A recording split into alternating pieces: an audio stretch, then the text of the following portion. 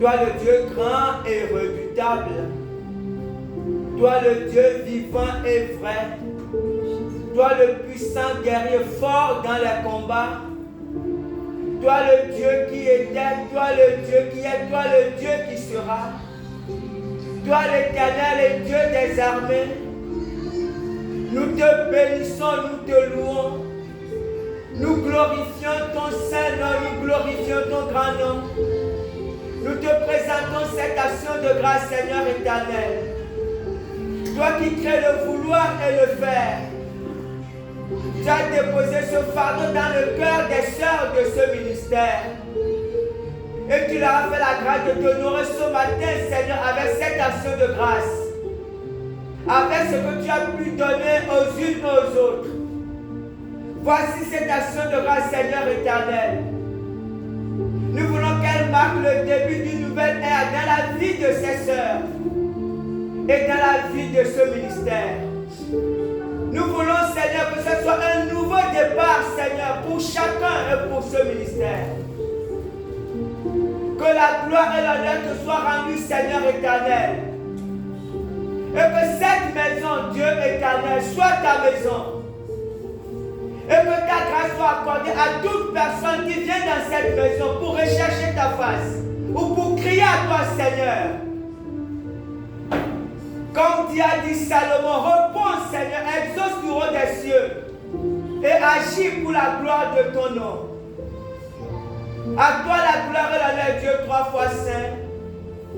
Au nom puissant de Jésus, j'ai prié. Amen. Amen. Amen.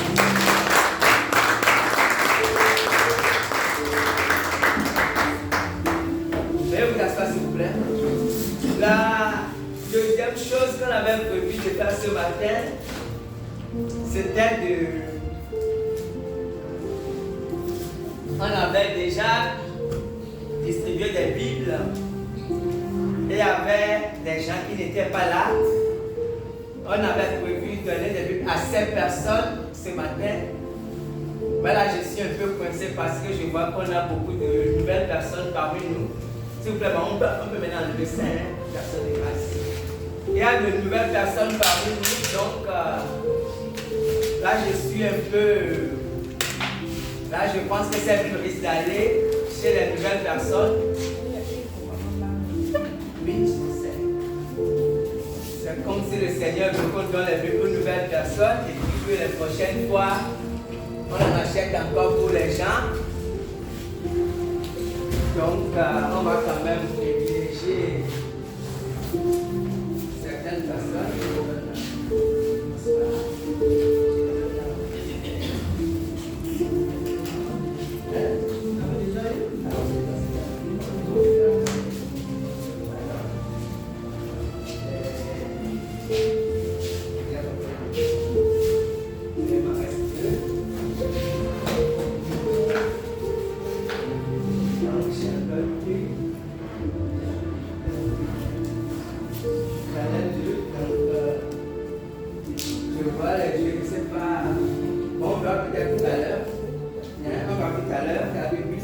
question de... On va voir à qui veut bien. Ok.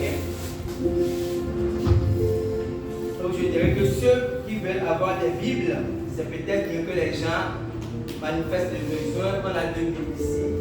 Ceux qui veulent en avoir, vous faites la demande, on va vous en donner. Mais je vais dire ce que j'avais dit la dernière fois. Il est conseillé à ceux qui n'ont pas l'habitude de lire la Bible, ou même à ceux qui ne lisent pas fréquemment la Bible, de commencer par le Nouveau Testament.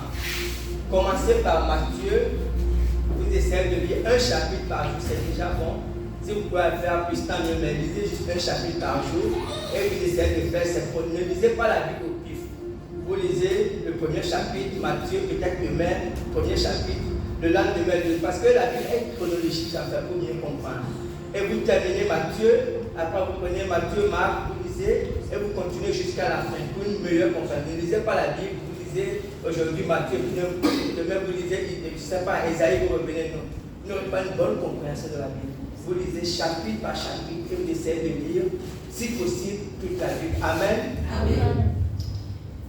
Saint, Saint, Saint l'Éternel, toi qui as fait terre et ciel, je t'adore, oh Dieu, je t'adore, oh Dieu, tout en moi reconnaît que tes œuvres sont parfaites, je t'adore, oh Dieu, je t'adore, oh Dieu, Saint, Saint, Saint. Gloire de Dieu, parfois saint. Tu as dit vous serez saint. Car moi l'Éternel, votre Dieu, je suis saint. Nous te disons merci pour ce matin. Nous te disons merci pour ta présence au milieu de nous. Nous sommes reconnaissants pour tout ce que tu as fait depuis le matin jusqu'à présent. À toi la gloire Dieu du ciel et de la terre. À toi la gloire Dieu d'Abraham, d'Isaac et d'Israël. Nous te bénissons, nous te louons, Seigneur Tout-Puissant.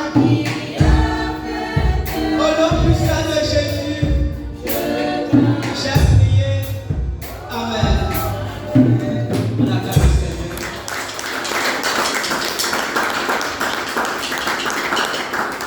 Le thème de ce matin, c'est apprendre de Néhémie. Apprendre de Néhémie. Notre verset, c'est Néhémie 1, verset 1 à 4, que nous allons lire tout à l'heure. Nous allons lire tout à l'heure ces versets. Néhémie 1, verset 1 à 4. Il y a quelques jours, les mamans, les sœurs parlaient de ça tout à l'heure. Il y a quelques jours, les sœurs ont fait 3 jours de retraite. Et à la fin de ce travail, le Saint-Esprit leur a mis à cœur de prendre des résolutions. Je dirais même des résolutions de refondation. Nous savons tous qu'il est souvent très aisé, souvent très facile de prendre des résolutions. Les gens en prennent chaque fin d'année. Mais force est de constater qu'après quelques temps, toutes ces résolutions s'envolent. Parce que pour que la résolution soit maintenue, il faut beaucoup de détermination. Et ce matin, nous allons apprendre un peu de la vie de Néhémie, qui est un exemple en ce terme dans la Bible. Une figure biblique en termes de décision. Amen. Amen. Grand 1, le fardeau. Néhémie 1, verset 1 à 4. Comme j'étais à Suse, dans la capitale, Hanani, l'un de mes frères, et quelques hommes arrivèrent de Juda. Je les questionnais au sujet des Juifs réchappés qui étaient restés de la captivité et au sujet de Jérusalem. Ils me répondirent: ceux qui sont restés de la captivité sont là dans la province, au compte du malheur et de l'opprobre. Les murailles de Jérusalem sont en ruine et ses portes sont consumées par le feu. Lorsque j'entendis ces paroles, je m'assis, je pleurais et je vis plusieurs jours dans la désolation. Je jeûnais et je priais devant le Dieu des cieux. Amen. Amen. Vous voyez, dans cette histoire, c'est Néhémie qui raconte son histoire. Et ici, Néhémie dit comment tout avait commencé. Avant de recevoir les nouvelles de Jérusalem, Néhémie était tranquille, Néhémie n'avait pas de soucis, Néhémie menait sa vie tranquillement. Mais Kanani lui a parlé, vous savez, Néhémie a posé la question venue juste comme ça par hasard, parce qu'il a vu les gens revenir, comme on fait souvent quand les gens reviennent du village, on dit alors comment ça se passe là-bas. Donc ce matin-là, Néhémie a juste posé cette question comme ça, toute simple. Alors comment vont les gens de Jérusalem? Mais quand Anani et les autres lui ont fait le rapport, un feu s'est allumé à l'instant. Dès qu'il a reçu la nouvelle, il s'est assis. C'est que la nouvelle était tellement forte que ça a bousculé toute la vie de Néhémie. En fait, par cette simple nouvelle, Dieu avait allumé un feu dans le cœur de Néhémie. Mais en réalité, pour bien comprendre ce qui s'est passé, il faut repartir un peu en arrière. Dieu a dit dans sa parole qu'il cherche un homme. Dieu n'a jamais caché cela. Il a dit qu'il cherche un homme, comprenez, qui élève un mur. Parce que Dieu, dans sa grandeur, dans sa souveraineté, a choisi, a décidé de ne pas agir sur la terre sans l'intervention des hommes. Vous savez, il est souvent difficile pour ceux qui ne lisent pas la Bible, pour ceux qui ne connaissent pas Dieu, de voir qu'il y a beaucoup de malheurs dans le passé. Il y a beaucoup de malheurs. Il y a des accidents d'avion, il y a des gens qui meurent, des enfants qui meurent, il y a des guerres. Et lorsque ces choses se passent, les gens disent que mais si Dieu est bon, pourquoi il permet que ces choses arrivent?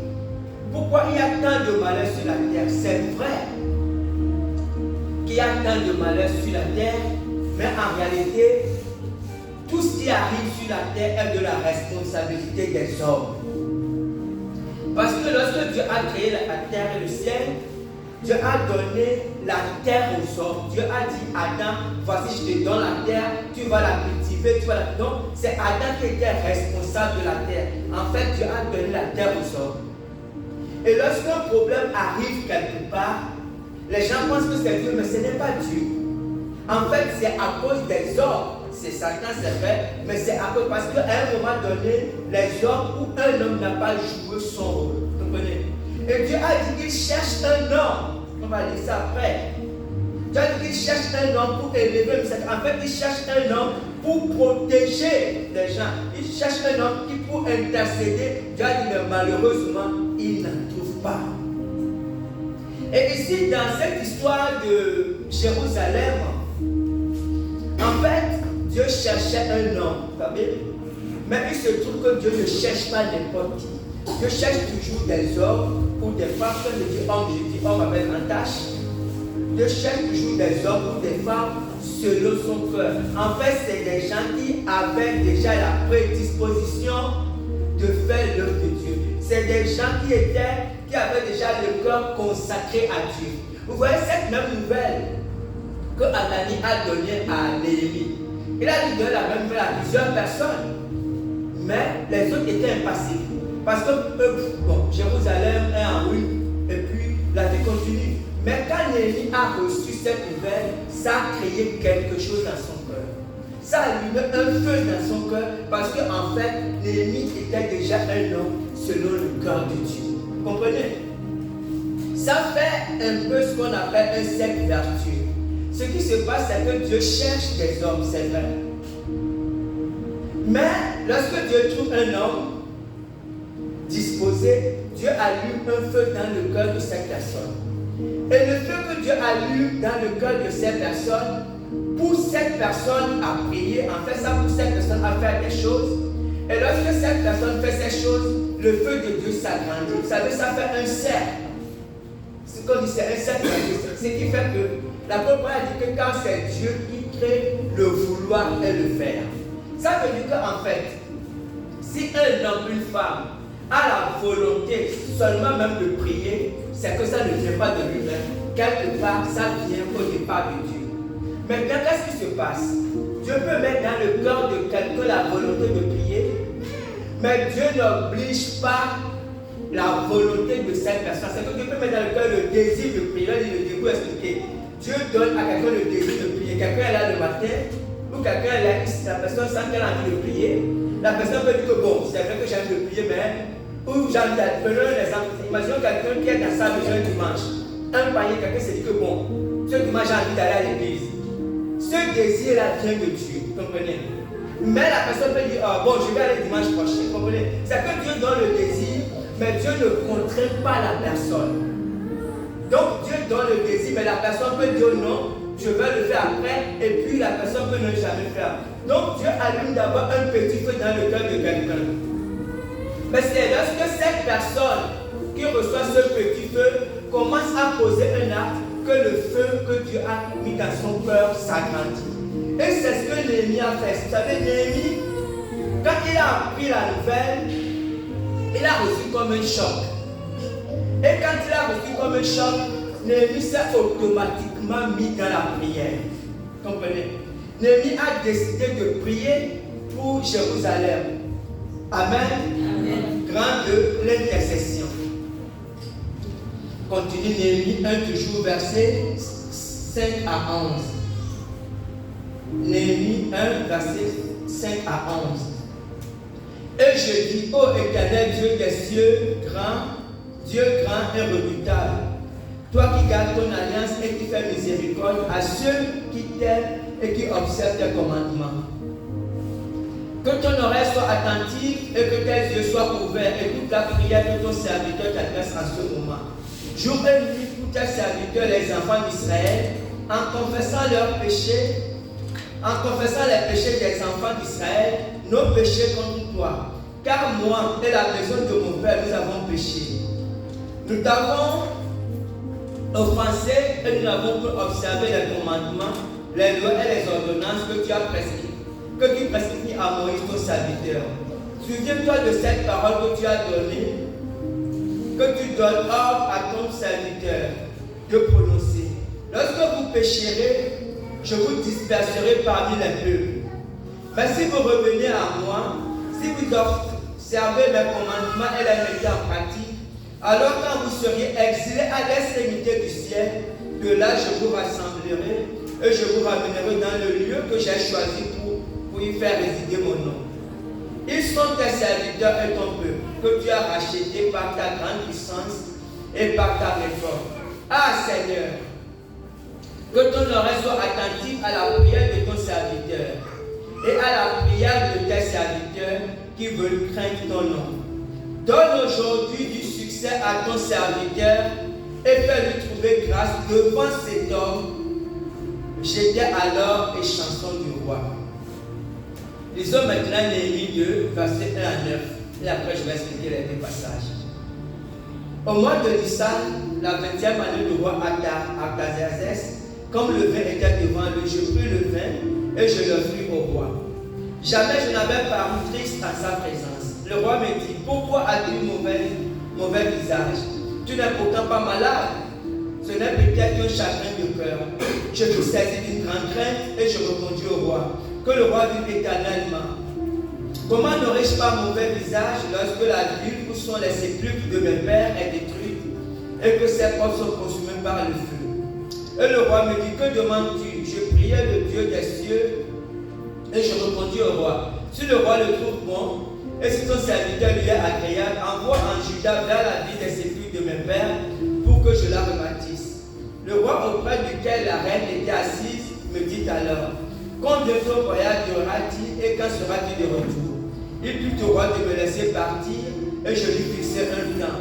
Puis je dis au roi, si le roi le trouve bon, qu'on me donne des lettres pour le gouverneur de l'autre côté du fleuve, afin qu'il me laisse passer et entrer en Juda, et une lettre pour Asaph, garde forestier du roi, afin qu'il me fournisse du bois, de charpente pour les portes de la citadelle, près de la maison pour la durée de la vie, et pour la maison que j'occuperai. Le roi me donna sa lettre, car la bonne main de mon Dieu était sur moi. Je me rendis auprès des gouverneurs de l'autre côté du fleuve, et je leur remis les lettres du roi, et qui m'avait fait accompagner par les chefs de l'armée et par les cavaliers. Amen. Voyez, là j'ai lu deux passages, j'ai lu le premier chapitre et j'ai continué avec le deuxième chapitre. Voyez, dans le premier chapitre, Néhémie explique que quand il a reçu la nouvelle d'Anani, la nouvelle de Jérusalem, il a reçu le fardeau. Un feu s'est allumé dans son cœur pour Jérusalem et il avait le souci de rebâtir la muraille et de rebâtir la ville. Mais Néhémie avait un souci parce que à l'époque, il était échanson du roi, c'est qu'il servait à la table du roi, il servait le vin au roi.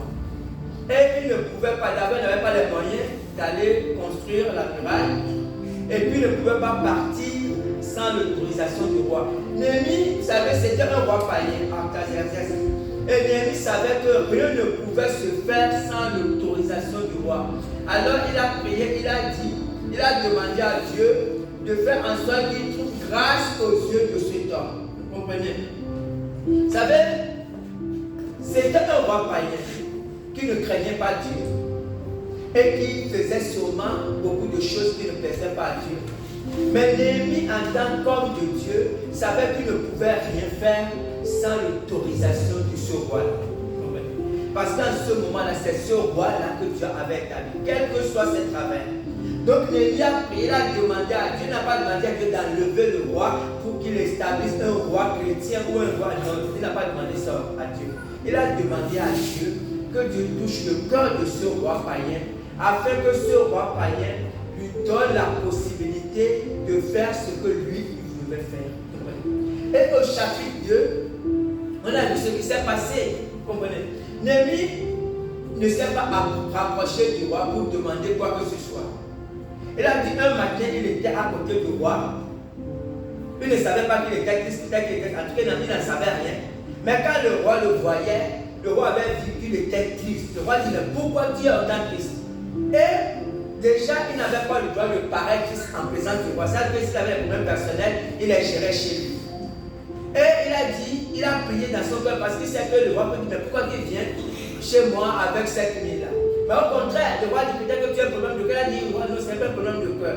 Et quand il a expliqué au roi, il a dit que le roi lui a donné tout ce qu'il voulait, même au-delà de tout ce qu'il voulait. Le roi lui a donné les autorisations, la permission, et Néhémie, comprenez? Et Néhémie est parti. Et Néhémie, on verra, pu faire ce qu'il devait faire. Mais vous voyez ici, la prière, vous savez, est comme un moteur, est le moteur de la vie chrétienne. On ne peut rien réussir sans la prière. Jésus était Dieu, était aussi homme, on l'appelait fils de l'homme.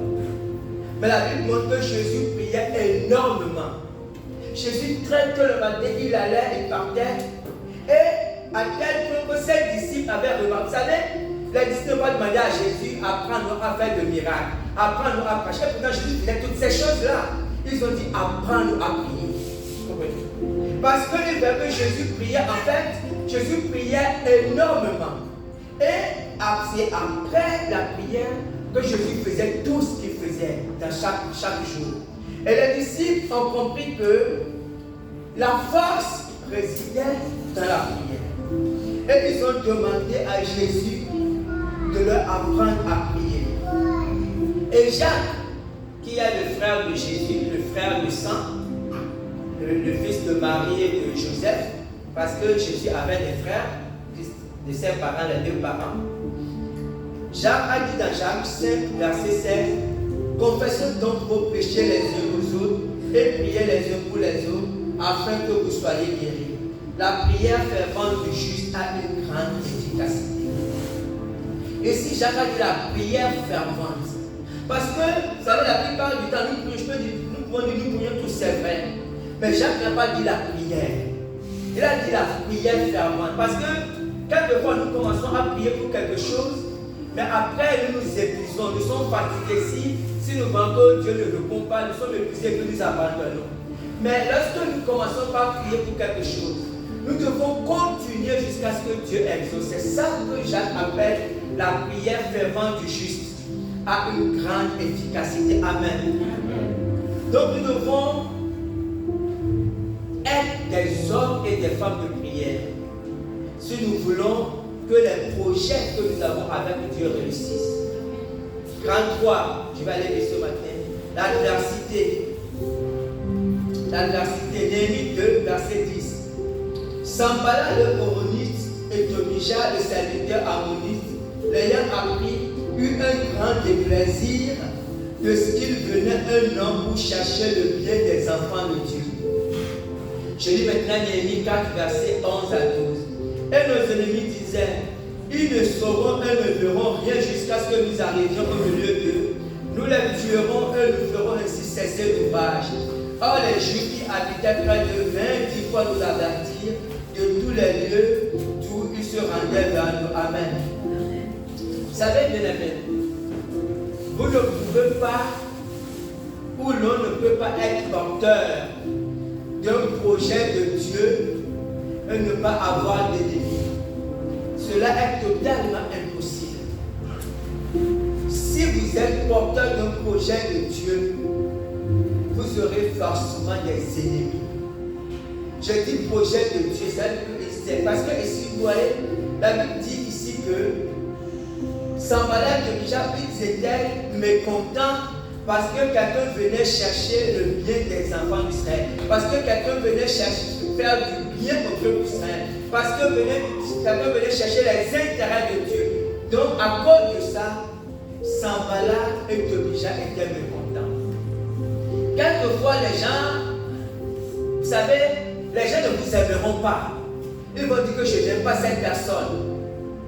Et il ne dira pas pourquoi, je ne sais pas pourquoi, mais je n'aime pas cette personne. Ta tête ne revient pas. Pourquoi ta tête? Parce que tu es porteur d'un projet de Dieu. Comprenez? Et à cause de ça, la personne ne t'aime pas tout simplement. Parce que souvent nous cherchons à comprendre pourquoi elle ne nous aime pas. Mais la personne t'aime sans raison, parce qu'il ne t'aime pas, c'est tout. Comprenez? Parce que Dieu a déposé un projet dans son cœur. Et ce projet que Dieu a déposé dans ton cœur embête cette personne en esprit. Comprenez? Donc, quand nous devons nous attendre à l'adversité. Jean 13, verset 20. Souvenez-vous de la parole que je vous ai dit. C'est Jésus qui parle. Le serviteur n'est pas plus grand que son maître. S'ils m'ont persécuté, ils vous persécuteront aussi. S'ils ont gardé ma parole, ils garderont aussi la vôtre. Le monde a persécuté Jésus et l'a cloué sur le bois. Vous voyez, quand vous voyez cette histoire, c'est une histoire étonnante parce que, en fait, c'est les mêmes juifs, les mêmes personnes que Jésus a guéri, Jésus a béni, Jésus a donné à manger à certains. C'est ce même peuple qui a crié, qui a dit crucifiez-le. Crucifiez-le. Pourquoi? Parce qu'à un moment donné, ils avaient un sentiment qui était monté dans leur cœur, un sentiment de haine qui était inspiré par Satan. Vous savez, si tu n'es pas persécuté, ça veut dire que tu ne représentes aucune menace pour Satan. Mais si tu représentes une menace pour Satan, sache que tu seras forcément persécuté.